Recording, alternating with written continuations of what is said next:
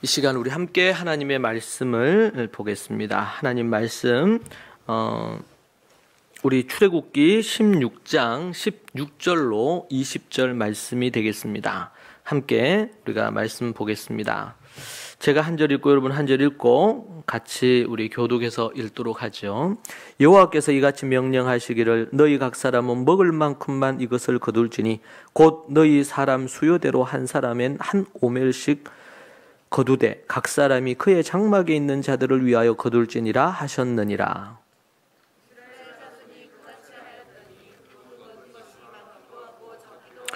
오멜로 되어 본즉 많이 거둔 자도 남음이 없고 적게 거둔 자도 부족함이 없이 각 사람은 먹을 만큼만 거두었더라.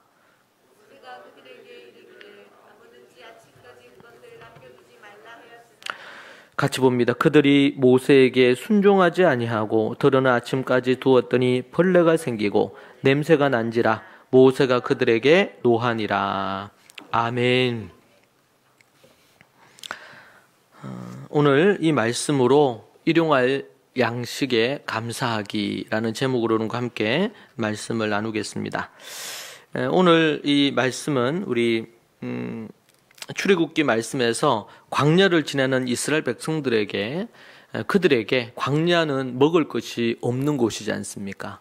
그런데 하나님께서 그곳을 원래는 40일이 지나고 나서 가나안 땅에 들어갔어야 되는데 저들이 믿음 없이 정탐꾼을 보낸 이후에 믿음의 보고가 아닌 10명의 정탐꾼의 그 보고를 따름으로 말미암아 40일 만에 들어갈 그 광야를 40년 동안 하나님이 징계하셔서 40년 동안 광야에서 싹 다 죽이십니다. 그래서 40년을 광야를 뺑글뺑글 돌아요. 그리고 40년째 이제 들어갑니다. 하나님의 형벌이죠. 징계. 광야라는 감옥과 같은 부분이에요. 자, 그런데 그들이 40년 동안 지낼 동안 하나님께서는 저들에게 만나와 메추라기를 내려주십니다. 특별히 만나를 그들에게 허락해 주셨는데 오늘 그 만나를 주시면서 하나님께서 모세를 통해서 명령하신 거예요. 뭐냐면 너희들이 한 사람 앞에 한 오멜씩 막 거두라는 거예요. 그리고 나중에 이제 안식일이 있는 그날은 두 오멜 거두는 거죠. 하루에 한 오멜만 거두라. 그런데 사람들이 그 명령을 순종하지 않았다 그러지. 20절 그들이 모세에게 순종하지 아니하고 더러는 아침까지 두었더니, 그러니까 혹시나 모르니까 내일 만나가 내리지 않으면 먹을 게 없잖아요. 그러니까 내일도 만나를 준다는 걸 안 믿는 거예요. 그래서 더 거두어 놨어. 자, 그러고 나서 그 다음날 아침이 되니까 어떻게 됐어요? 그것이 썩어가지고 벌레가 생기고 냄새가 지독하게 나는 거예요. 여러분 지금처럼 현대의 집처럼 어디 뭐 그런 냄새가 나고 그러면 그냥 씻어서 할 수 있는 게 아니에요. 그때는 천막이잖아요. 천막. 그리고 그들이 뭐 이렇게 용변을 보려면 용변 보는 곳은 공동체적으로 따로 있어요. 여기. 그러니까 집안에서 이게 썩으면 그 안에서 때로는 며칠씩 있어야 된단 말이에요. 근데 거기서 썩으면 이게 골치 아픈 거예요. 자, 여기서 왜 첫 번째로 여기 문제가 뭐예요? 지금 이스라엘 백성들이 일부는 말을 안 들었어요. 모세에게 순종하지 아니하고 더러는 아침까지 두었더니 순종하지 않은 게 있죠. 왜 이 순종이 첫 번째는 순종을 하지 않았던 거고 왜 순종을 하지 않았을까요? 두 번째 그들이 뭐예요? 하나님이 모세를 통해 주신 하나님의 말씀을 뭐 하지 않았어요? 믿지 않았어요. 인간적인 염려와 걱정이 앞선 거예요. 여러분 우리가 현대를 살아가면서도 그래요. 내일 걱정 우리 주님께서 내일 하라 했음에도 불구하고 내일 걱정 정도가 아니죠. 한 달 후, 1년 후. 예를 들면 자식 관련해서 생각하면은 지금 자식이 초등학교 1학년인데 수능 걱정을 해. 지금부터. 걱정은요, 이거 습관이에요. 걱정은 걱정할수록 늘어요.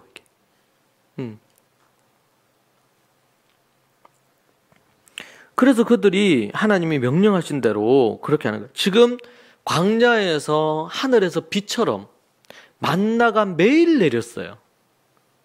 만나가 매일 내린다는 것 자체가 이게 하나의 기적이잖아요. 그리고 어디서 매출하게 날라와. 이것은 상식적으로 생각할 수 없는 거예요. 그래서 어떤 분들은 이거 거짓말이다. 지어낸 이야기다.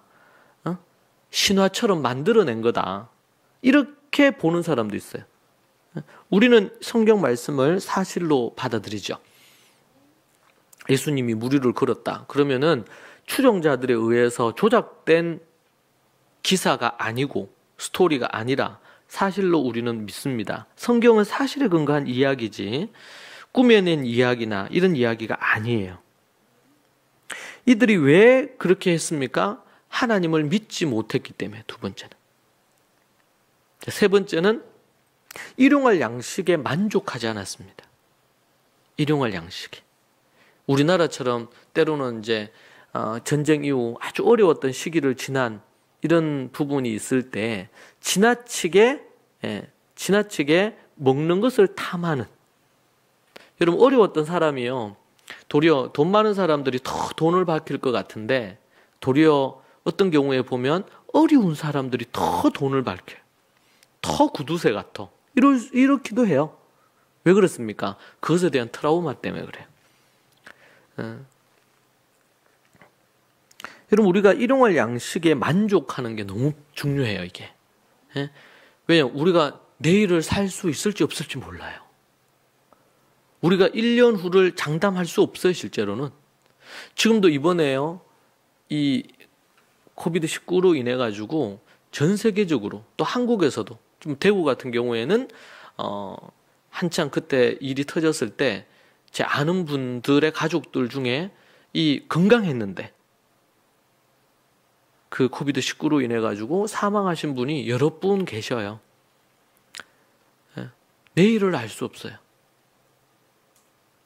얼마 전에 돌아가셨던 제 외삼촌 계시는데 그분이 이제 지병도 있곤 했지만 간단한 이런 치료와 수술을 하고 나서 나올 수 있다고 했는데 그 길로 들어가셔서 의식을 못 찾고 그러고 나서 채 한 달이 안 돼서 돌아가셨거든요. 우리는 내일을 알 수 없어요. 오늘에 자족하고 오늘에 감사하면서 하루를 살아야 돼요. 물론 우리가 일주일 후도 계획하고 1년 후도 계획하죠. 그러나 그것은 주님이 우리에게 호흡을 주시고 생명을 주실 때 살아갈 수 있는 것이지 내가 내 힘으로 계획해서 살 수 있는 것은 아니다. 그러니 우리는 오늘 감사하고 오늘 기뻐하고 하나님 앞에 오늘 기도하면서 하루하루를 사는 게 중요해요. 왜? 주님이 거두어 가시면 에녹은 주님이 너무 사랑하셔서 죽음을 맛보지 않고 그냥 데리고 가셨어요. 남아있는 가족들은요. 얼마나 당황스럽고 황당하겠어요.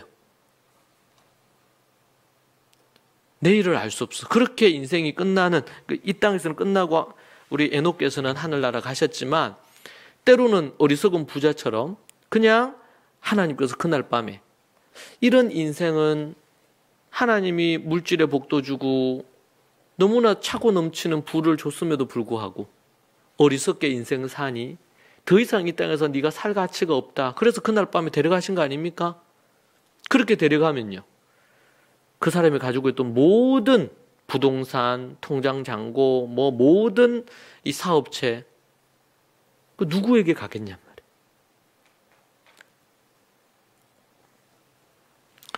인간이 때로는 영원히 사는 것처럼 생각하는데요. 저는 이제 창세기를 그때 연구를 우리가 그진 2년 넘게 하면서 창세기 연구하면서 저에게 큰 패러다임의 변화가 생겼었어요. 그게 뭐냐면 아브라함을 보면서 아브라함이 하나님 앞에 부름을 받죠. 75세에 부름을 받습니다. 그가 부름을 받아서 25년이 지나고 나서야 이삭 아들을 얻습니다. 하나님은 그에게 약속했어요. 너로 큰 민족을 이루고 그렇게 하겠다고. 너로 아내인 사라를 통해서 내 씨를 주겠다고 이렇게 말씀하셨죠. 그런데 하나님 25년 동안 안 줬어요. 그리고 하나님께서 아브라함에게 약속하신 거, 큰 민족도 이루고 네 이름 창대케 하고 막 이런 약속을 쭉 주셨잖아요. 그리고 하나님이 약속하신 땅, 가나안 땅, 그 땅을 너에게 주겠다. 그런데 아브라함이 죽을 때까지 안 주셨어요, 그에게.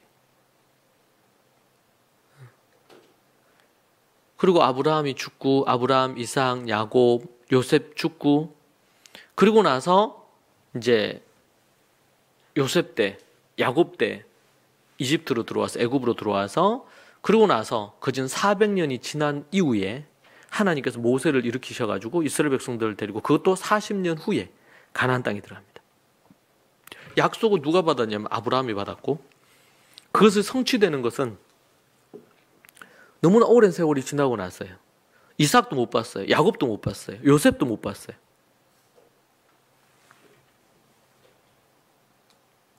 그래서 제가 그때 그 말씀을 보면서 아브라함은 약속만 받았어요. 그리고 일부 가나안 땅의 일부만 조그만 땅, 묘지로 쓸 땅만 샀어요. 돈을 주고. 그리고 그가 죽고 몇 대가 흘러가고 그리고 세월이 한참 흘러서 아브라함 이후, 야곱 이후, 요셉 이후 400년이 더 지나고 나서야 드디어 그 땅에 들어갑니다. 이게 하나님이 아브라함에 약속하시지만 아브라함이 그것을 그러나 끝까지 믿음으로 그 약속을 붙들고 살았죠.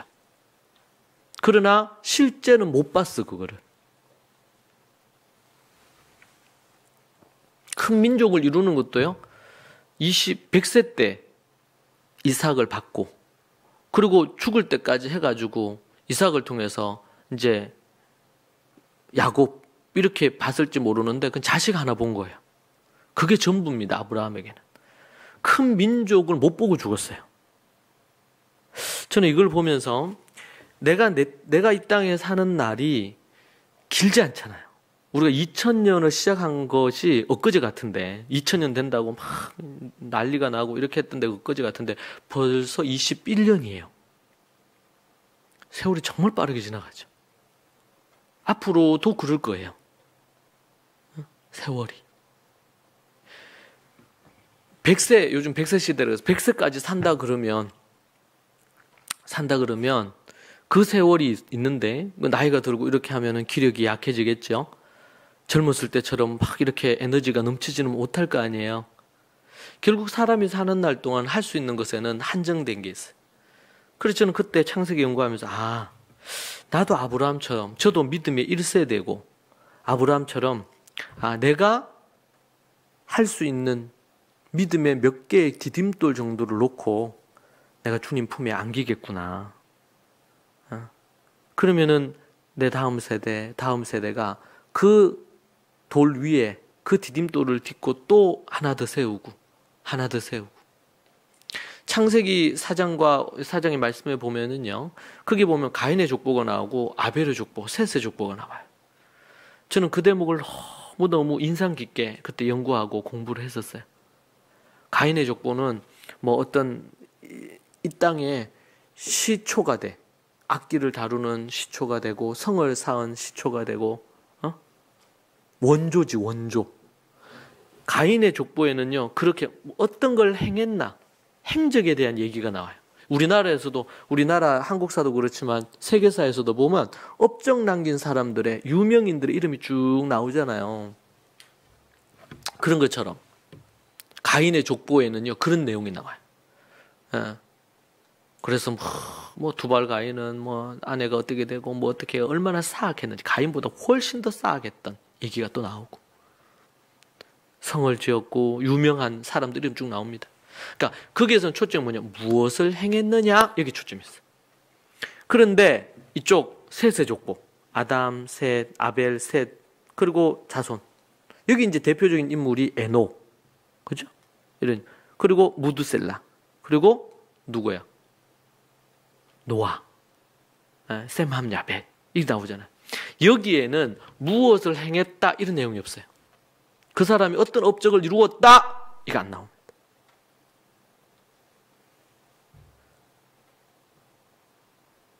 권창교 목사는 방송도 하고 뭐 해외도 나가면서 그렇게 하고 한국에서도 수천 가정이 회복이 되고, 그것은 기록이 안 된단 말이에요. 하나님이 아시겠지만.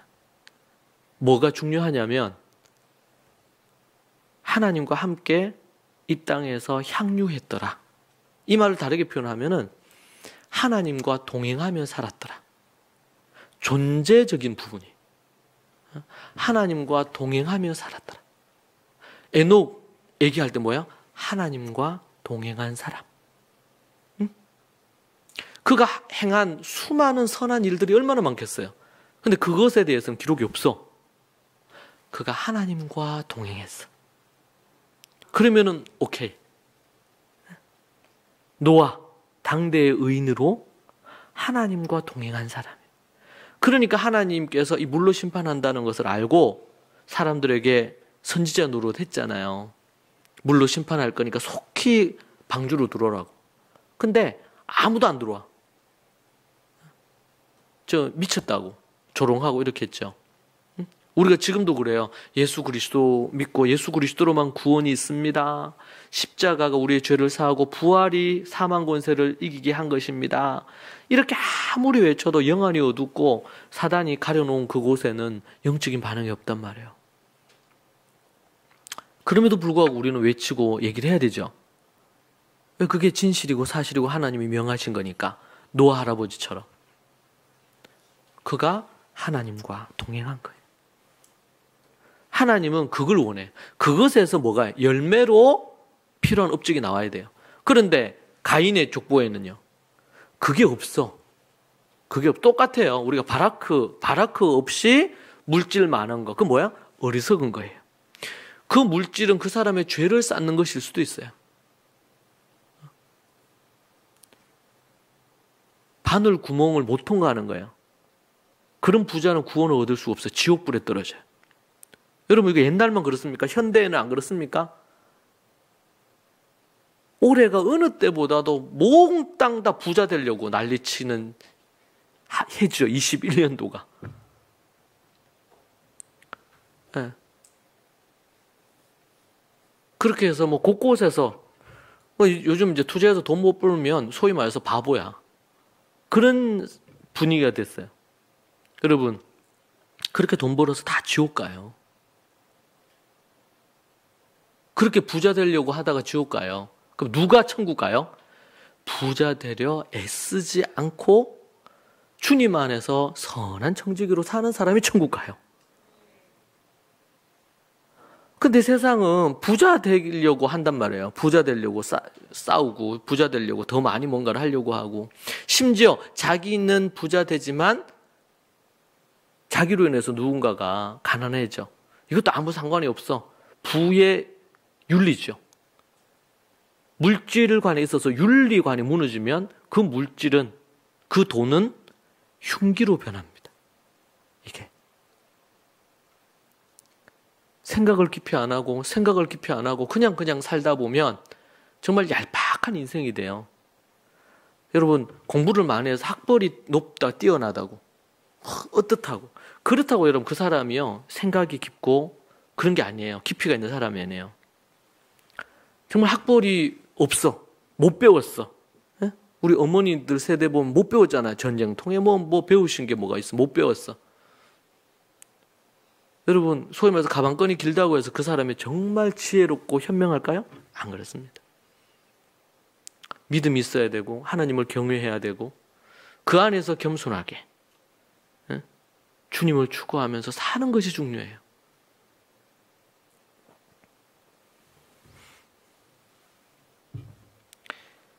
지금 우리가 중요한 게 무엇인지를 생각을 해야 돼요. 다시 돌아가서 우리가 일용할 양식에 만족할 줄 알아야 돼요.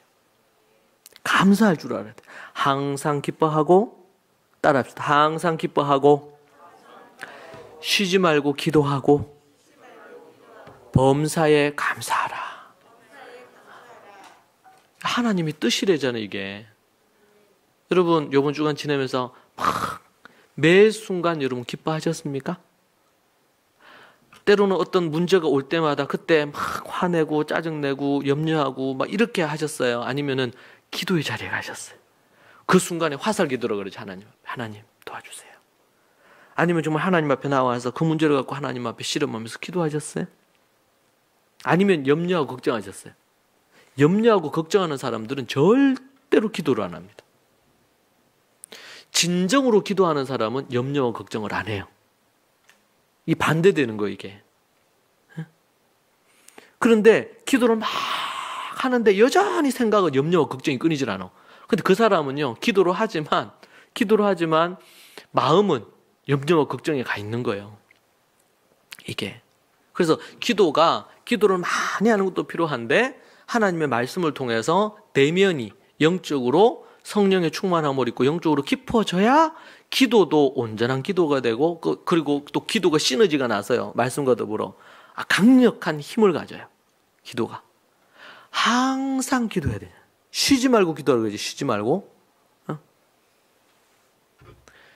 하나님 앞에서 범사에 감사. 네.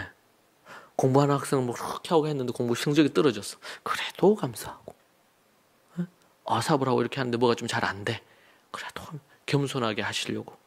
또 하나님 앞에 더 간절히 찾으면서 주님을 의지하게 하시려고. 할렐루야. 그리스도인들에게는 이미 주님 안에서 내가 자녀가 됐기 때문에 더 뭐가 없어. 염려하고 걱정할 거리가 없어. 왜요? 오늘 죽어도 내가 천국 가고 주님으로 인해서 내가 하나님 자녀가 됐으니까. 주님 안에서 내가 자녀된 것보다 더 큰 게 어디 있어요? 그거는 수백억을 여러분 얻는 것보다 더 큰 선물을 받은 거야. 나도 받았지만 저 사람도 받았는데 왜 됐든 간에 당신이 받은 게 중요하지. 누구한테 줬고 나한테 줬는데 뭐 똑같이 이렇게 그거는 한 달란트 받은 사람하고 비슷한 거예요. 어느 놈한테는 2달란트, 어느 놈한테는 5달란트, 나한테는 뭐 한 달란트가 뭐냐. 아니 그건 못 받은 달란트를 못 받은 사람이 99.9%인데 자기가 받은 것이 감사한 거지. 근데 우리는 늘 비교하면서 말이죠. 더 높아지려고 하고 더 뭐 잘나지려고 하고 더 인정받으려고 하고 이런 것이 시기와 질투와 다툼을 만들고 이런단 말이에요. 이게. 아직 자기가 살아있는 거예요. 자기 죽어야 되는데. 그러니까 이게 원리가 다 똑같아요. 요한계시록에서 복음에 대한 얘기를 할 때 얘기한 원리가 똑같아. 여러분 돈은 어떻게 자기 안으로 들어온다고요? 부자 되려고 애쓰지 않으면서 주님 안에서 선한 청지기로서의 면모를 준비하면서 열심히 성실하게 일하고 그리고 돈 공부하고 그러면 돈이 들어온단 말이에요. 이게 저는 지금 6월 달부터 해서 이번 3월 달이 지나잖아요. 하나님 앞에 이건 이제 제가 계속 준비한 건 아니지만 이 돈과 관련된 책을 20여 권을 사놓은 게 이미 한 4, 5년 전이었어요. 그러면서 간간히 책 보고 정리하고 또 이런 것처럼 우리 또 학생들에게는 가르쳐야 되니까 그래서 관련된 투자 관련된 것들도 공부하고 또 그리고 제가 이제 읽었던 책들이 이제 창업 관련된 책들도 목사님 제가 뭐 놓으면 뭐 창업을 하겠으면 뭘 하겠습니까? 근데 제가 교육을 하는 입장에 있으니까 내가 가르치는 아이들 중에 아주 탁월한 창업을 해서 사업적으로 비즈니스로 그런 인류 기업을 이루는 이런 인물도 나와야 되지 않겠어요? 그래서 뭐 관련된 창업 관련된 창업 국가라는 책도 받고 뭐 이스라엘 관련된 그 부분이지만 그런 부분 공부를 했었어요. 수년 전부터. 그러고 나서 요번에 이제 이걸 썼잖아요. 그러니까 그렇게 쭉 한 걸 갖고 이제 이거를 글로 표현을 하고 이거 책으로 이제 이거 나온다는 것 자체가 좀 더 이제 그걸 해야 되지. 그러니까 그 전에 요한계시록하거나 책별로 할 때는 그 본문이 이미 딱 주어져 있어요. 그걸 연구해서 하면 돼. 근데 어떤 주제로 할 때는 내가 이걸 다 본문을 매번 정해야 돼요. 하루하루씩 거를. 그래서 시간이 꼽으로 들어갔던 것 같아. 근데 그거 하는 동안 하나님께서 이 관련된 부분에 대해서 우리나라에 이런저런 소위 말해서 뭐 투자 관련된 것도 그렇고 이런저런 고수들을 알게 하시더라고. 그리고 어떤 분은 제 글을 또 보셨대. 그러면서 이런저런 소통도 되기도 하고. 그리고 제가 이제 늘 때로는 가정이 경제적으로 어려운 가정도 있고 또 여러 부분이 있는데 또 애들 키우면서 어머니들이 뭔가를 하기가 쉽지를 않고 사회에서. 근데 이제 가정에서 뭐 하고 이렇게 하면서 좀 제가 기도했거든요. 한 달에 한 50만 원이나 100만 원이라도 가정에서 애들 그거 하면서 시간이 좀 자유로우면서 이렇게 좀 돈 벌 수 있는 그런 부분들이 생기면 좋겠다. 네, 근데 그렇게 기도하고 지난번에도 제가 설교할 때 얘기했지만 우리 교회 성도들이 이번 올해에 그 본인들의 수익에 그게 많게는 뭐 10%가 됐든 아니면은 또 배가 됐든 그런 수익이 물질에 하나님이 주시는 복을 그런 것을 경험하는 누리는 더 그렇게 늘어나는 그런 역사가 있기를 제가 2월달 3월달 지금까지 설교하고 연구하고 또 하면서 12번 설교를 했더라고요. 시리즈로. 오늘까지 하면 13번째예요 이게. 그런 기도를 하게 됐습니다. 그 원리가 똑같아요. 내가 포기하고 내려놓으면 얻어지는 거예요. 얻어지는 거. 내가 죽어야 사는 것처럼. 네. 사도 바울이 얘기하죠. 나는 날마다 죽는다. 이런 부부 사이도 그렇죠. 내가 죽어야 살아요. 내가 죽어야. 그러니까 내가 죽고, 내가 죄악된 내가 죽고, 내 욕심 따라 내 자식 어떻게 해보려고 하고, 내가 뭐 이런 거를 내려놓고, 주님 안에서 내가 살면, 주 안에서 내가 선한 하나님의 양심으로, 선한 믿음으로 내가 살면, 죄악된 나는 죽고, 내 안에서 그리스도가 살면, 그때부터 역사가 일어나는 거거든요. 네. 염려와 걱정과 근심도 내가 죽어야 없어져요. 도리어 주님 안에서 주님 때문에 내가 하나님 앞에 비전을 갖고 기도하고 염려하는, 주 안에서 염려하는 것과 그렇지 않고 세상에 염려를 하는 건 전혀 다른 부분입니다. 그런데 사람들이요, 이 땅에 교회를 다니고 신앙생활을 한다고 하지만 자기 생각이 너무 강해, 자기 뜻이 너무 강해, 자기 틀이 너무 강해, 자기 뜻대로 뭔가를 하려고 하는 게 너무 강해. 그러면은 성령님이 역사할 틈이 없어요. 주 안에서 나를 비우고, 주 안에서 나를 죽이고, 내 혈기도 죽이고, 내 힘으로 뭔가를 하려고 하는 걸 죽이고. 돈도 똑같아요. 돈 쫓아 막 간단 말이에요, 어떤 사람들은. 돈 쫓아갈수록 돈은 도망을 가. 그런데 먼저 그의 나라와 의를 구하면서 돈을 쫓지 않고 내가 주님을 쫓으면서, 돈을 쫓지 않는다는 것이요, 돈 공부를 하지 말라는 얘기가 아니죠. 돈이 내 인생의 목적이 돼서 쫓지 않는다는 거예요. 돈 때문에 이사하고, 돈 때문에 모든 결정을 돈으로 하는 거예요, 돈으로. 그 돈을 쫓는 거죠. 만모니즘이에요. 돈을 우상으로 섬기는 삶이에요. 많은 사람들이 돈 때문에 돈으로 직업도 선택하잖아요. 돈으로 모든 걸 결정합니다. 돈. 그리스도인들은 주님 때문에 믿음으로 이사하고, 주님 때문에 내가 뭔가가 되어질 것 같은데도 그거 포기하고 때로는 이걸 선택하고. 그럼 주님이 본단 말이에요. 믿음으로 저렇게 하는구나. 그래서 욥이 2배 얻었잖아요. 2배. 욥이. 야곱이 자기 외삼촌이었던 주인이었던 그 라반의 것을 다 얻잖아요. 야곱이 거기 있는 동안 라반의 거 뭐라도 하나 더 가지려고 했나요? 계산을 탁 해가지고 그 라반하고 얘기해가지고 때로는 더 어리석어 보였어. 라반 입장에서는요, 참 저 어리석은 놈이야, 야곱. 지껏 챙겨야 되는데 챙길 줄도 몰라요. 근데 나중에 6년이 딱 지나고 나서 어떻게 돼, 결과가? 라반의 재산은 다 없어져 버렸어. 그렇다고 해서 이 재산이 일로 간 게 아니에요, 야곱에게. 라반의 재산이 스물스물 없어졌어, 그 많던 재산이.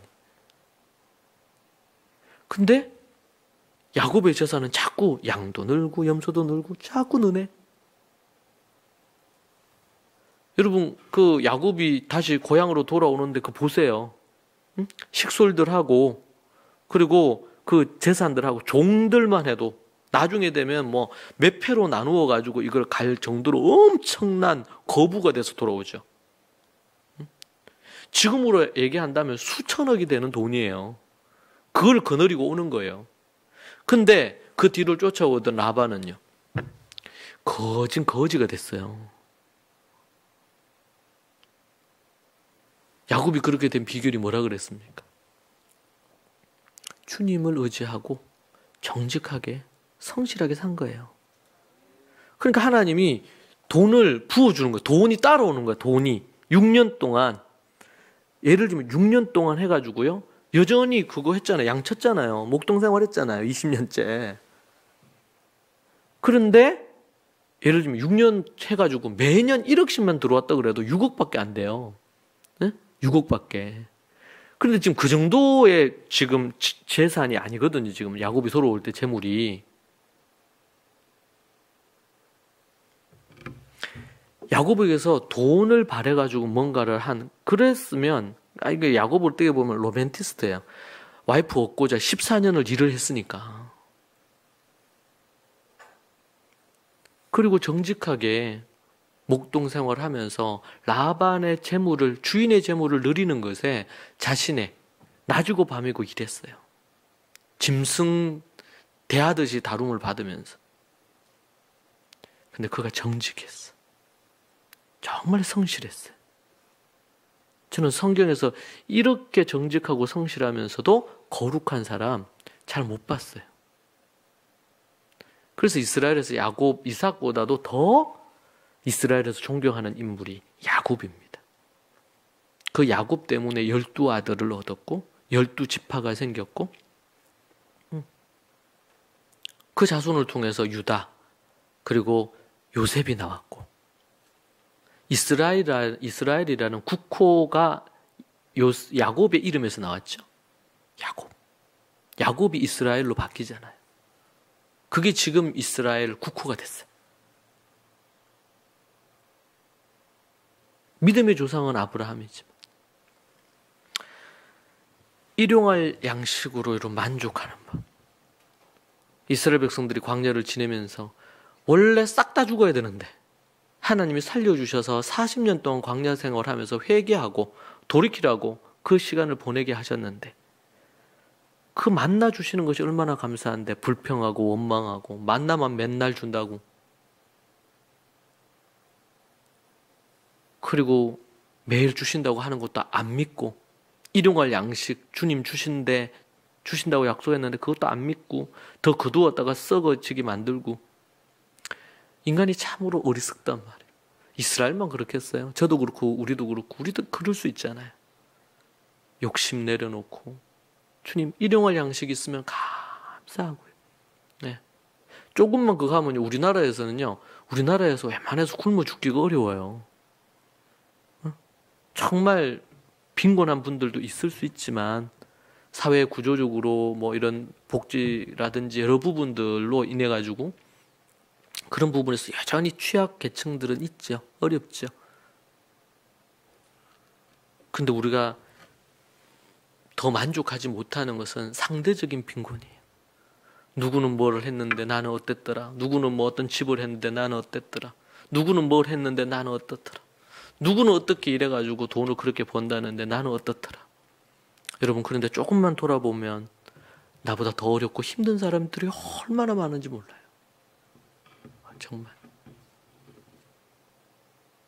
정말 감사하는 것이 우리에게 정말 절실히 필요해요. 저 개인적으로 우크라이나 집회가 되게 인상적이었어요. 우크라이나 그 목회자들하고 또 몇몇 가정들, 그때 한국인 선교사들도 계셨죠. 그전 한 6, 70명 모였던 것 같아요. 우크라이나 현지인들 중심이 했어요. 거기서 제가 그전 한 3일 동안 집회를 하고 4일 동안인가 그렇게 이제 수련회 인도를 하고, 그러고 나서 제가 이제 독일로 함부르크로 넘어갔었거든요. 그래서 그때 이제 원래 독일 집회였는데 꼭 우크라이나에 와달라고 해가지고, 저는 우크라이나에 대해서 뭐 공부하지도 못하고 갔었어요. 그때 이제 우크라이나 갈 때 그런 게 에피소드가 있는데 비행기 탔어요.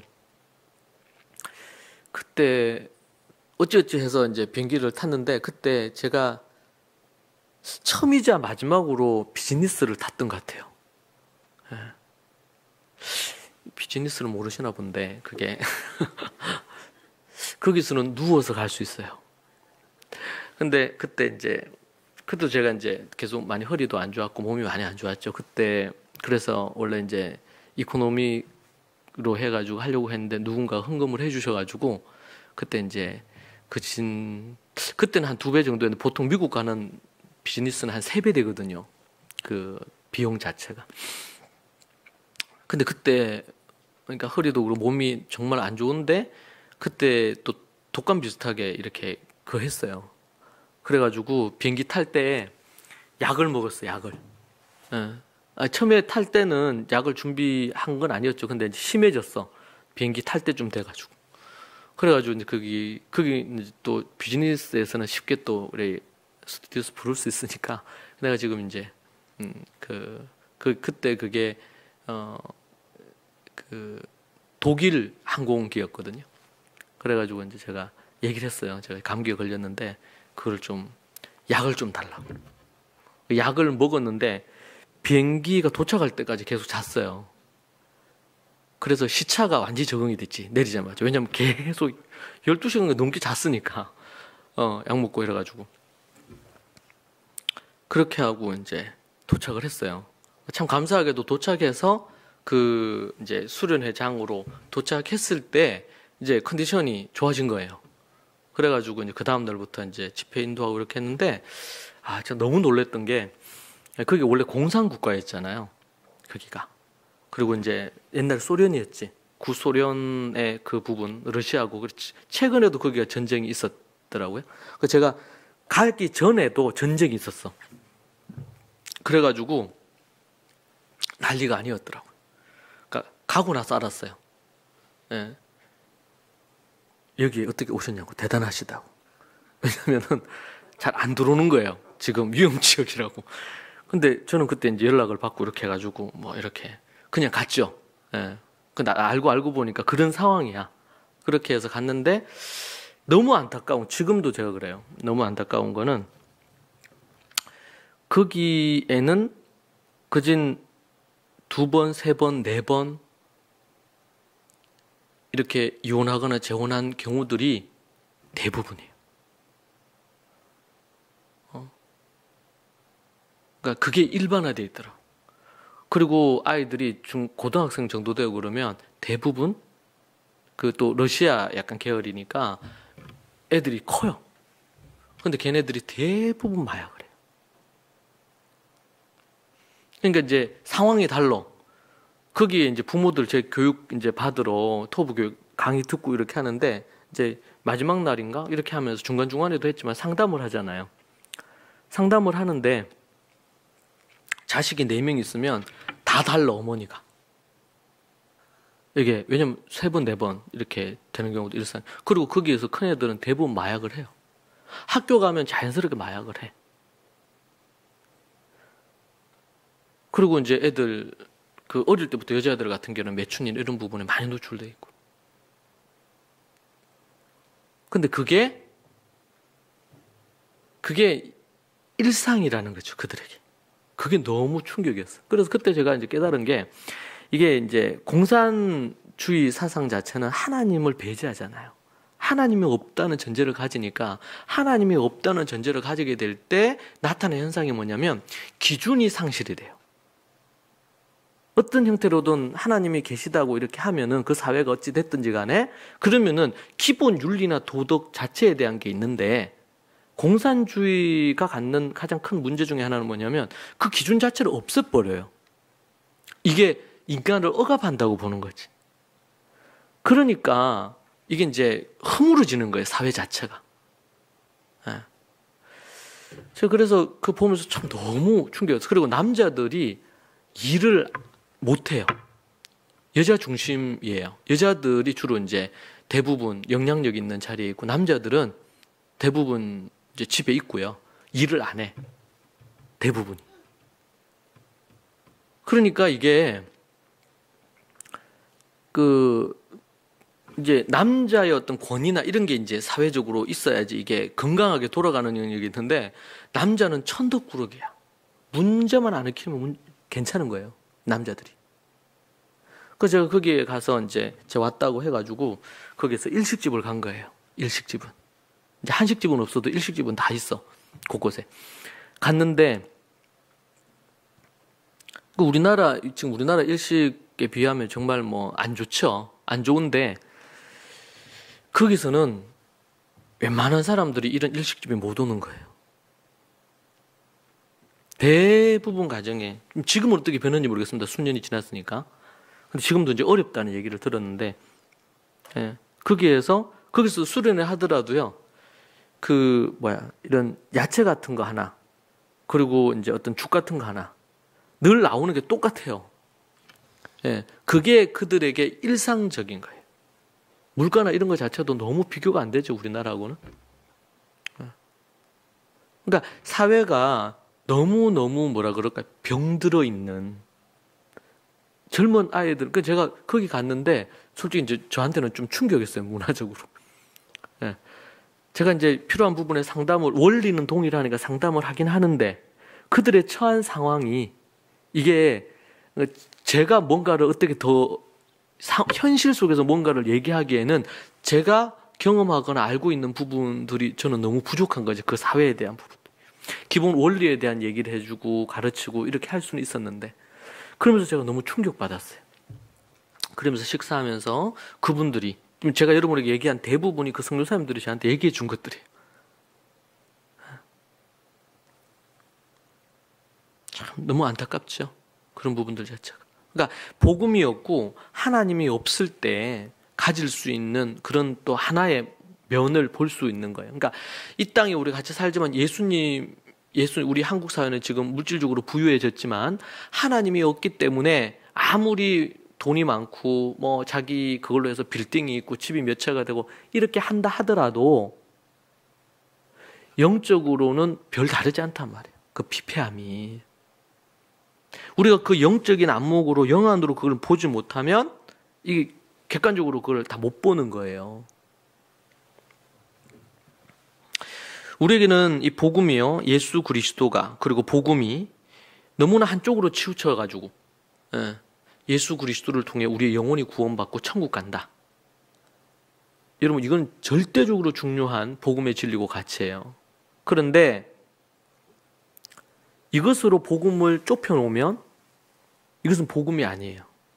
복음은 모든 삶의 영역에 굿뉴스예요. 정말 좋은 소식이에요. 가정의 회복에 있어서도 굿뉴스예요. 자녀 교육에 있어서도 이건 굿뉴스예요. 우리가 지금 다루고 있는 물질관, 재정과 관련된 부분에 있어서도 굿뉴스죠. 정말 가난하고 정말 가난에 찌들려 있는 이들에게 진정한 복음은 물질적인 복음으로 인한 예수 그리스도의 십자가 부활을 통한 복음을 만나서 그들의 인생이 거듭나고 새로워지는 것이 절대적이죠. 이건 기본. 그럼 그 사람들이 죽을 때까지 대대로 계속 가난을 대물림하면서 살아야 되느냐? 그렇지 않단 말이에요. 복음은 우리의 경제관을 바꿔내요. 네? 경제관을. 게을렀던 사람이 성실해지고, 돈에 대해서 공부 안 했던 사람이 돈 공부하면서 돈에 대해서 분별력이 생기고, 정말 선한 청지기로서 물질에 하나님 앞에 쓰임받는 사람이 되는 거죠. 모든 영역이 복음으로 변하는 것입니다. 이것이 복음이 갖는 능력이에요. 그런데 그걸 어떻게 해요? 천국, 교회, 아니면 개인 영성, 여기 쫙 좁게 해놨어. 좁게. 복음을 너무나 완전히 구겨가지고 주머니에 넣어놓은 거하고 똑같아요. 돈과 이런 부분에 대한 거는 모든 사람들에게 다 필요로 하고 중요하잖아요. 지금 뭐 돈 때문에 뭐 해가지고 뭐 어떻게 대박이 났다 어쩌다. 여러분, 그런데요, 사람들이 그렇게 돈을 예를 들면 그렇게 해서 벌었다 하더라도 한 부분들이 계속 그들의 삶을 지배할 거예요. 그들에게 진정으로 말씀하시는 성경적인 돈에 대한 거를 얘기해 줘야 돼요. 그리고 돈으로 해결되지 않는 일들이 너무 많아. 인생에 있어서. 우리 주님의 복음으로 밖에 안 돼요. 그들에게 그걸 말해줘야 된단 말이에요. 예. 모든 영역에 있어서 복음, 예수 그리스도는 우리의 해답입니다. 예. 그게 어떤 부분이든지 간에. 아브라함에게 내 이름을 창대케 하고 네가 복의 근원이 되고 물질적인 부를 주고 땅을 주고 약속하셨잖아요. 구원받고 천국 가면 되지 뭔 놈이 그런 건 뭐가 필요해요? 바라크 해가지고 3가지만 있으면 되지 아브라함에게 주신 7가지 뭔 필요해? 성경에서는 우리로 하여금 그러니까 자기를 내세우고 막 그거 하기 위해서 꼬리가 안 되고 머리가 된다는 개념이 아니고 주님 안에서 머리가 되는 그런 복을 주시겠단 말이에요. 하나님께서.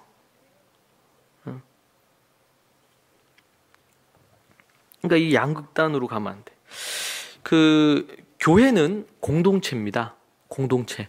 그러니까 이게 하나님만 온전히 믿고 나아가는 신앙 공동체예요. 신앙 공동체. 근데 이 신앙 공동체는 초대교회를 보니까 교육 공동체였어요. 여러분, 공동체의 힘이 대단합니다. 저는 학교를 운영하면서 그런 걸 정말 많이 경험해요. 애들이 정말 깨어지고, 어떨 때는 학교에서 학교 폭력으로 가해자였던 애도 있고, 피해자였던 애도 있고. 오늘 교육청에서 주무관이 이제 지난번에 IM 선교회 때문에 일이 생겼잖아요. 그러고 나서는 대대적으로 지금 전국적으로도 그렇고 대구도 계속 연락 어젠가 오늘 왔었죠. 와서 또 다 살펴보고 갔어요. 그럼 오늘 제가 이제 얼마 전에도 왔고 오늘도 왔다 하던데 제가 못 봤거든요. 그래서 제가 전화해서 통화하다 보니까 한 40-50분 통화를 했어요. 그렇게 하면서 이제 저희 학교에서 일어났던 몇 가지 이야기를 했는데 그분이 그런 얘기 하더라고요. 때로는 그렇게 어렵고 또 때로는 문제가 되는 그런 아이들을 위한 대안학교도 있대요. 그런데 좀 그런 아이들이 어떻게 한 클래스에서 같이 있을 수 있냐는 거예요. 그런 부분들이. 예. 그러면서 이제 좀 이분이 놀라워하더라고요. 학교 왔을 때 그냥 이런 부분으로만 알았는데 이제 저하고 직접 통화하면서 그렇다고 이렇게 이제 얘기를 하시면서 그러면서 제가 생각을 해봤어요. 때로는 그런 상처를 갖고 있는 애들, 또 중독에 빠졌던 애들, 이런저런 애들이 1차적으로는 복음이죠. 말씀을 보고 매일 말씀과 또 인성교육에 초점을 두고 계속 매일 2시간씩 배운다는 것 자체가 크죠. 그런데 그 문화가 또 중요해요. 그렇게 하는 문화. 요번에도 우리 신입생 중에 애들 몇 명이 그런 얘기를 했대요. 어머니하고 통화를 하면서 엄마 이 학교는 애들이 다 열심히 공부한다? 이렇게 얘기를 했대요. 그러니까 그래서 자기도 열심히 안 할 수 없게 된대. 그러면서 이제 그 어머니가 저한테 얘기를 하는 거예요. 좀 이제 큰 아이인데 다 열심히 한대. 다 이상하대 얘네들. 그렇게 얘기를 했대요. 여러분, 교육 공동체라 그럴 때 매우 중요한 게요. 공동체가 갖는 힘이 뭡니까? 혼자가 아니라 함께 할 때 갖는 문화거든요. 문화. 자기를 내세우지 않고 보통 교회들마다 얼마나 말빨 센 사람들이 자기 할 말들 다 하고 교회를 휘젓고 다니잖아요. 저는 그거 복음을 진짜 안 사람들은요 그렇게 못해요. 거듭났는데 저는 그렇게 못한다고 생각합니다. 권위와 질서 속에서 믿음으로 그렇게 가야 되는데 그러지 못한 거잖아요. 이게 그러면은 이 천성을 향해 갈 수가 없어요. 갈 수가. 최근에도 어떤 한 분이 저한테 우리 유한겔린도 다 좀 오픈해 주실 수 없냐. 왜냐면은 대부분의 한국 교회 90% 이상이 소위 말해서 목사님 교회에서 하는 셀도 없고 소그룹 모임도 없고 그리고 훈련 이런 거 없대. 없대. 유한결육은 뭐 이런 거 없대. 있다 하더라도 그냥 간단하게 있는데 전혀 그 부분들에 대한. 그래서 이제 그런 분들이 뭐 이제 우리 유튜브로 제 설교라든지 아니면은 또 우리 교회에서 하는 이런 훈련 다 오픈해 주실 수 없는지 뭐 그런 얘기를 하더라고요. 여러분, 이 신앙 공동체는 더 나아가서 교육 공동체가 돼야 돼요. 각자 다 하나님 앞에 막 가정예배 다 드리는 분위기. 여러분, 이게요, 영향을 주거든요. 하나님의 말씀을 보고 말씀을 연구하는, 공부하는 분위기. 그래서 처음 오신 분들 좀 부담되죠. 이 교회는 좀 안 맞는 것 같아, 나하고. 와서 그냥 좀 놀고 이래야 되는데 막 공부를 해. 이런 것처럼. 근데 그 분위기라는 게 중요해요. 그 문화라는 것 자체가. 교육 공동체. 여러분, 자녀 한 명을 키우는데 한 마을이 필요하다는 말이 있잖아요. 아프리카 속담에. 정말 그 중요한 말이에요. 한 가정에서만 자식을 키울 수 있는 게 아니에요.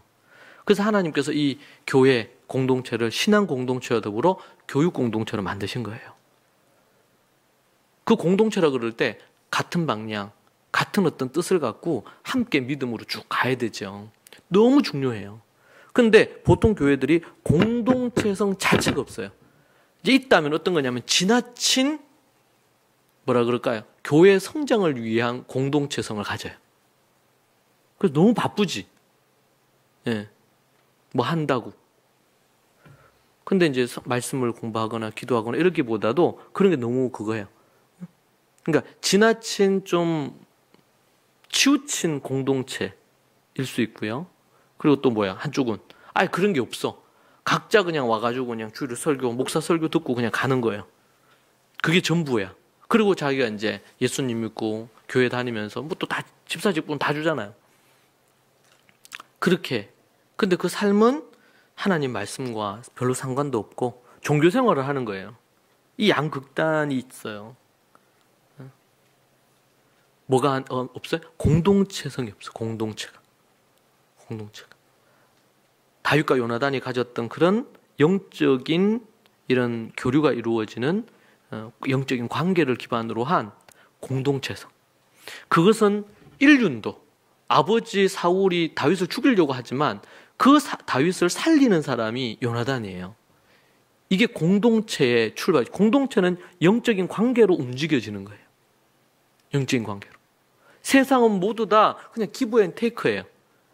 뭐 도움을 주니까 받고 이렇게 영적인 관계를 통해서 서로 사랑하질 않아요. 공동체가 사랑의 공동체가 주일날 끝나고 나서 막 인사하고 반갑게 하면 이게 사랑이냐? 그게 아니고 서로를 위해서 기도하고 하나님의 말씀으로 진리 안에서 하나님의 뜻을 나누고 함께 천성을 향해서 성령의 열매를 맺으면서 가도록 만드는 것이죠. 그리고 공동체가 함께 다음 세대인 자녀들을 하나님의 말씀의 사람으로 키우는 거예요. 세상에 잘난 사람, 세상에 뭐 명성 있는 사람을 키우려고 하는 게 아니고 함께 하나님의 사람을 키우는 거예요. 그러니까 교회 안에서는 뭐 어떻게 해서 좋은 대학 갔느냐, 못 갔느냐, 이게 아무런 하도 문제가 안 돼, 실제로는. 그 사람이 주님 안에서 동행하고 있느냐, 주님을 의지하고 살고 있느냐. 자기가 이제 노력하고 이렇게 해서 좋은 대학 갈 수도 있고, 그렇지 못할 수도 있고, 여러 가지가 있을 수 있겠죠. 근데 그것은 그 사람을 판단하는 기준이 아니에요, 교회에서는. 교회 안에서 어떤 사람이 연봉이 얼마냐, 그렇지 못하냐, 이것으로 사람을 판단하지 않아야 되듯이. 문제는 그 사람이 하나님을 더 사랑하고 믿음 안에서 살아가고 있느냐, 주님을 더 사랑하느냐, 그의 입술에 참된 진리요 지혜가 흘러나오느냐, 영적으로 성숙해가고 인격적으로 성숙해가고 있느냐, 더 사랑하느냐, 다른 사람을 향해서. 우리 주님이 보시는 게 그거 아닙니까? 주여 주여 하는 자 다 천국에 들어갈 것이 아니고 귀신도 쫓아내고 선지자 노릇도 하고 아무리 그렇게 한다 하더라도 하나님의 뜻대로 행하는 자라야 천국 들어간다고. 주님의 계명을 지켜 행하고 선한 삶을 살고 사랑하고 이렇게 하는 삶을 사는 성령의 열매를 맺는 자들이 천국에 들어가는 거예요. 믿음으로 성령의 열매를 맺는 자들이. 근데 여전히 교회에서도 세상의 관점으로 판단하고 어쩌고 저쩌고 한단 말이에요. 그것은 적그리스도가 교회 안으로 들어오는 거예요. 그래서 교육 공동체가 되는 게 너무 중요해요. 교육 마인드가 같아야 돼요. 이제 처음 새신자가 오고 이렇게 하고 그러면은 세상의 관점을 가질 수 있겠죠. 갓 태어난 어린아이와 같을 수 있으니까. 근데 교회 안에 들어와서 설교를 듣고 또 이런저런 훈련을 받고 함께 또 셀그룹 안에서 교제하고 이렇게 하면서 복음이 뭐고 진리 안에서 이런 모든 영역에 하나님의 뜻이 뭔지를 알아가면서 그가 좀 더 믿음에서 믿음으로 주님을 배우고 알아가고 그러면서 변화해가는. 그래서 교회는 신앙 공동체, 복음 위에 신앙 공동체를 형성하고 그것과 더불어 뭐예요? 교육 공동체를 형성하고. 요번에 이걸 하면서 여러분 이스라엘 같은 유대인들 같은 경우에 그들은 하나의 경제 공동체를 이루어요. 경제 공동체를.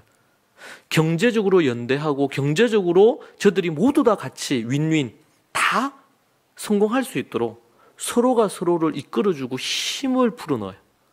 그 대표적인 게 이제 바르 미츠바죠. 12살, 13살 때 남자아이들, 요즘은 여자아이들도 바르 미츠바 합니다. 말씀의 아들, 말씀의 딸 행사합니다. 그럴 때 각각 집집마다 해가지고 축하금을 줘요. 그럼 그게 작게는 한 2, 3천만 원, 많게는 한 5천만 원 가까이 돼요. 그걸 갖고 그때부터 시작해서 안전한 데도 투자하고 이렇게 해가지고 그 아이가 12살 때, 13살 때 하니까 그 아이가 예를 들면 대학을 졸업할 때쯤 되고 그러면 10년이 지나요. 10년 동안 이 돈을 계속 투자하고 이렇게 해가지고 불려가는 거예요. 적게는 5천만 원, 많게는 1억이 넘는 돈을 대학 졸업할 때 딱 자금으로 출발을 해. 당연히 그 돈을 갖고 창업을 하든지 아니면 또 뭐 어떤 부분을 하든지 간에 그렇게 하는 것을 통해서 뭐 전 세계적으로 유대인들의 이 물질적인 부는 알아주잖아요. 그것의 기반들이 수만 가지가 있는데 그 중에 하나가 뭐냐면 이 바르 미츠바 때 그들이 하는 이 공통체적인 부분이에요.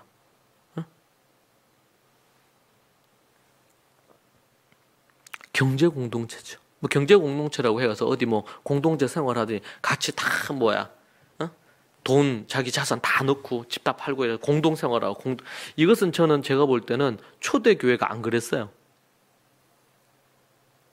초대교회 그 성경 몇 구절을 가지고 그런 식으로 공동체 생활하거든요. 공동체 생활. 저는 그 반대합니다. 왜냐하면 사도들이요, 자기 집하고 자산을 다 가지고 있었어요, 그 사람들이. 그러면은 초대교회로 모였을 때 그들이 그러면 그 자기 자산 다 내놨느냐? 아니에요. 성령의 인도 따라서 그걸 나누기를 원하는 사람이 나누고, 근데 이스라엘 문화 자체가 그들은 이미 구제하는 거죠. 제데카라 그래요. 그게 이미 문화가 돼 있었어요, 문화가. 초대교회에서 성령 받으니까 그들이 성령이 충만해지니까 더 많이 나누었을 수는 있겠지. 그러나 이스라엘 유대 공동체 자체가 그런 부분에 대해서 어렵고 힘든 자들을 위한 이런 구제와 섬김의 이런 문화가 이미 자리를 하고 있었어요, 그게. 당연히. 근데 그게 성령의 충만함을 받으면서, 그리고 초대교회는 어떻게 됐어요? 이제 이단으로 찍혔으니까. 이스라엘 공동체는 종교국가입니다. 종교국가. 그러니까 거기에서 유대교에서 떠나서 예수 그리스도 나사렛 이단이라 그랬죠, 성경에. 나사렛 이단이 됐어요. 그러면은 그 사회에서 쫓겨나요. 그래서 초대교회 보면 어떻게 합니까? 그들이 바깥에 살았잖아. 따로 그들이 부락을 이루고 살았어요, 크리스찬들이. 왜? 쫓겨나니까. 이제 마가처럼 부유한 사람들은 그 부유함으로 이제 자기 집도 있고 여러 가지가 있지만, 그렇지 않고 어디서 일하거나 이런 사람들은요, 이단이니까 쫓아낸 거예요. 그럼 그 사람들이 살 수가 없죠. 그러니까 초대교회에서는 하나님의 성령의 감동을 받고, 또 아니면 그들이 유대인이라도 그들끼리 그런 문화가 있기 때문에 유대인 기독교인들이 모인 거잖아요. 그러니까 당연히 그들이 뭐 했어요? 자기의 것을 자기의 것으로 여기지 않고 이 위기의 상황에서 나눈 거예요. 네? 공동생활을 같이 한 게 아니고. 근데 이걸 사도행전을 잘못 해석해가지고 거기서 출발해서 나온 게 공산주의 사상이거든요. 이게. 그것도 유대인이 만들었잖아요, 그거를. 그러니까 이걸 잘 분별을 해야 되는데, 잘 분별을. 경제 공동체. 서로를 세우는 공동체. 그래서 이제 유대인, 이제 미국이나 이런 데도 가면 유대인 타운이 있어요. 주이스 타운에. 거기에 이제 커뮤니티를 같이 형성하면서 이렇게 있는데, 거기에서는 자기들이 이제 정착한 사람들이 돈을 모아가지고 기금을 마련해놔요. 지금 우리로 얘기한다면 뭐라 그럴까? 은행 같은 거지. 자기들만의 은행을 만들었어. 그리고 이제 누가 새롭게 와서 이제 여기 정착을 하려고 그래. 그러면 그 사람에게 적게는 5천에서 한 1억 정도의 돈을 빌려줘요. 무상으로. 정착할 수 있게. 예. 그리고 그 사람이 자기가 여기 와서 빵집을 하고 싶다. 그러면은 뭐 한동안 빵은 그 동네에 있는 사람들이 빵은 그 집에서 사줘. 처음 만드니까 빵이 맛없겠죠. 근데 그렇게 하기를 1억을 빌려주는데 이 사람이 해서 망했네. 그럼 못 갚잖아요. 근데 이거를 최소한 3번을 빌려준대요. 3번까지는. 그렇게 해서 그 사람이 이제 정착을 하고 일어섰어. 그럼 어떻게 해요? 자기도 기부하는 거예요. 거기다. 왜? 자기가 기부받아서 이렇게 섰으니까. 아무것도 없었는데. 그렇잖아요. 이민 왔는데 뭐가 있어요? 또 이민 올 때 자기 갖고 있는 이런 뭐 자격이나 이런 실력이 있어도 그 사회에서 뭔가 쓰일 수 없거든요. 허드렛 일부터 해야 되니까. 그래서 그래서 그 펀드를 모아놔요. 그걸. 응? 그리고 어렵고 힘들 때 그렇게 해주고 필요하면은 또 다시 채우고 이렇게 하는. 뭐 이거는 10,000가지 중에 한 가지예요. 아브라함 이후로 내려오는 이 유대 공동체, 초대교회 1세기 당시에 이스라엘에 하나님이 주신 이런 경제적인 부분, 그 외에도 여러 부분이 있죠. 문화 공동체로, 절기를 중심으로 한 문화 공동체였고. 사랑하는 여러분, 우리가 정말 하나님 앞에서 이런 공동체, 제가 죽기 전까지 이런 공동체를 좀 보고 죽을 수 있을지 모르겠어요. 지난 10수년을 정말 이 1세기 초대교회를 생각하면서 달려왔는데, 공부하는 문화, 가정과 학교와 교회가 하나 되어가는 문화, 믿음으로. 여러분, 이것은 공동체를 만드는 거예요. 신앙, 복음 공동체, 신앙 공동체, 교육 공동체, 경제 공동체. 그래서 좀 계속 기도해요. 이런 물질적인 부분들에 대한 것을 뭐 그렇다고 해서 같이 뭉쳐가 사업을 한다든지 이런 건 조심해야 돼요. 네. 이게 분란도 생길 수 있고 문제가 될 수 있어. 지혜롭게 해야 돼요. 근데 각자가 가진 달란트를 갖고 자기가 사업을 하든지 아니면은 뭐 직장 생활을 하든지, 직장 생활을 하지만 또 필요하다면 부업으로 수입을 늘릴 수 있는 뭔가를 한다든지, 이럴 수 있는 이런 어떤 비즈니스 아니면 그런 부분들에 대한 것을 좀 필요하다면 공유하고, 그렇게 해가지고 모두가 함께 경제적인 부분들이 있어서 그런 어려움들을 넘어설 수 있는 그런 부분들이 필요할 수 있겠죠. 공부해야 돼요. 어떻게 1세기 당시, 그리고 지금 유대인들이 경제 공동체를 이루고 있는지. 그러니까 교육 공동체라는 이런 부분에서 1세기 초대교회의 교육 공동체의 모습을 따라온 거거든요. 저는 20년 가까이를, 그리고 최근에 이제 10수년을 지나면서 그런 모델을 1세기 교회에서 본 건데, 그 부분을 보면서 정말 우리가 꿈꾸고 하나님의 뜻 안에서 달려가야 될 부분이 뭔지 생각해 보게 됩니다. 우리 교회가 그러한 부분에 있어서 정말 하나님이 원하시는 그런 1세기 교회의 모습을 보여낼 수 있는, 그런 열매로 나타날 수 있는 그런 교회 공동체가 되면 좋겠다 생각을 하고, 그 일을 위해서 우리가 정말 열심히 공부해야 되고, 또 그걸 갖고 배운 대로 내 자신부터, 내 가정부터, 우리 교회에서부터 적용을 해서 열매를 맺어야 되겠죠.